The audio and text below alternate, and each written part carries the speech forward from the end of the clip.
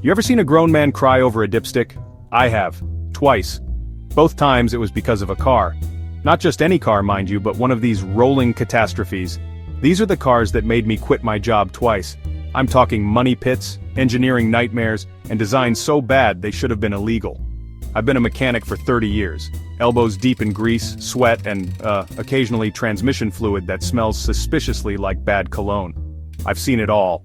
From cars that run on hopes and dreams, to cars that should be donated to science fiction movies as props. And let me tell you, some cars are best admired from afar, like a pack of rabid raccoons in a dumpster. So, if you're thinking about buying a used car, do yourself a favor and listen up. Do not buy these cars, even if they're free. You'll thank me later. Now I get it, the Mini Cooper, it's like the puppy of the car world, small, cute, and looks like it belongs in a Disney movie. You see it zipping around and you think, man, that looks fun. And for about 5 minutes it probably is, until it's not. See, the Mini Cooper, especially those made between 2007 and 2013, is a wolf in sheep's clothing. It's got this timing chain, right? Sounds innocent enough, but this ain't your grandpappy's timing chain. This thing is made of hopes and dreams and tends to snap like a cheap rubber band at a kid's birthday party. And when that happens, buddy, you're looking at a repair bill that'll make your eyes water faster than a chili cook-off. We're talking engine damage, labor costs, the whole shebang, and don't even get me started on the transmission. Let's just say it's about as reliable as a politician's promise. Then there's the oil leaks. Oh, the oil leaks. This thing leaks more oil than a deep-sea drilling platform. You could park it on a stack of newspapers and it'd soak through them before you could say environmental disaster.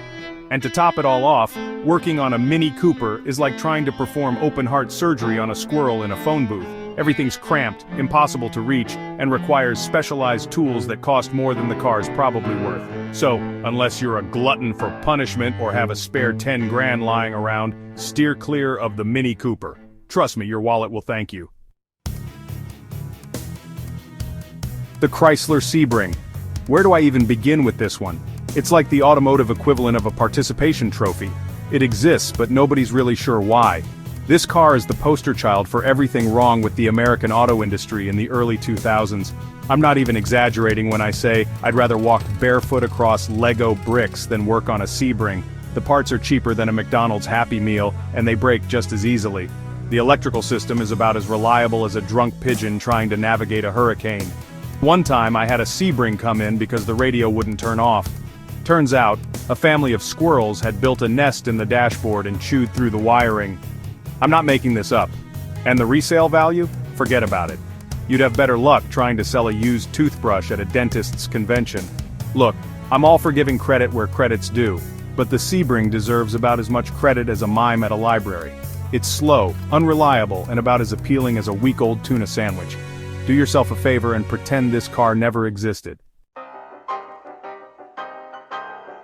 Now, you might think a luxury car would be a safe bet, right? Wrong, especially if we're talking about the BMW 7 Series, specifically the E65 generation from 2002 to 2008. This car is the definition of all that glitters is not gold. See, BMW was trying to be all fancy with this one. They loaded it up with more electronics than a Radio Shack, and the suspension was about as complex as a quantum physics equation. Sounds impressive, right?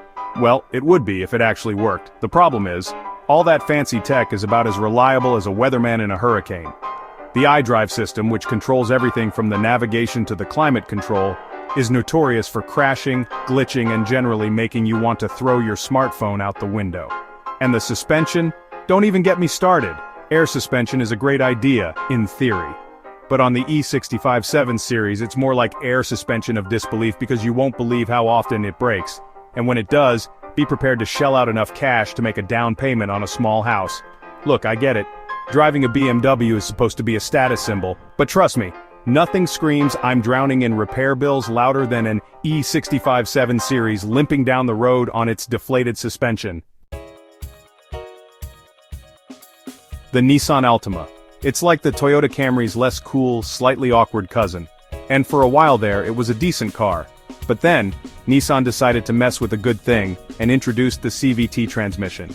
Now, I'm not usually one to speak ill of the dead, but this transmission deserves a special place in automotive hell. I had a customer once, nice lady, loved her Altima. At least she loved it until the CVT decided to pack its bags and leave this mortal coil. She brought it in and I took one look at it and thought, oh boy, here we go again. The CVT, or continuously variable transmission, is supposed to be smoother and more fuel efficient than a traditional automatic. But in reality, it's about as smooth as a gravel driveway and about as reliable as a politician's promise. The problem is, when the CVT goes, and it will go, there's no rebuilding it.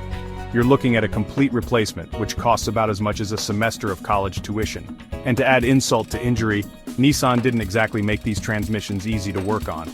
It's like they designed them to frustrate mechanics and drain bank accounts. My poor customer, she ended up needing 2 CVT replacements in less than 120,000 miles. She finally traded the Altima in for a used bicycle, said it was more reliable. And you know what? She was probably right. Ah, the Dodge Journey. The minivan, for people who swear they'd never be caught dead in a minivan. But let me tell you, this ain't your mama's minivan. This is a rolling testament to the fact that just because you can put something together, doesn't mean you should. I had a family come in once, nice folks, 2 kids, a dog, the whole 9 yards.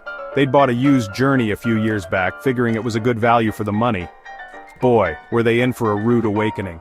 This thing was only 3 years old, and it had more problems than a math textbook. The transmission was slipping, the engine was making noises that sounded like a dying walrus, and the electrical system was possessed by the ghost of Christmas past, present, and future.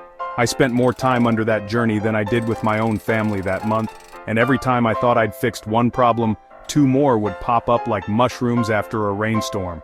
It was like playing whack-a-mole with a faulty wiring harness. Finally, after the 3rd major repair in as many months, I sat down with the family and gave it to them straight. Look, I said, this car is a lemon.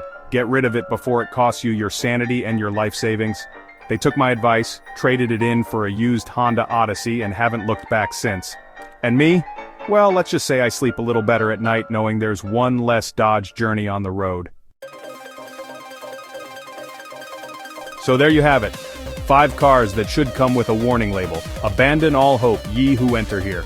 Look, I know some of you might love these cars, and that's okay. Love is blind, after all. But I'm here to tell you, from one car guy to another, there are better fish in the sea. Agree? Disagree? Did I just call out your daily driver? Let me have it in the comments. I read everyone. And hey, hit that like button if I saved you from a 5-figure mistake today.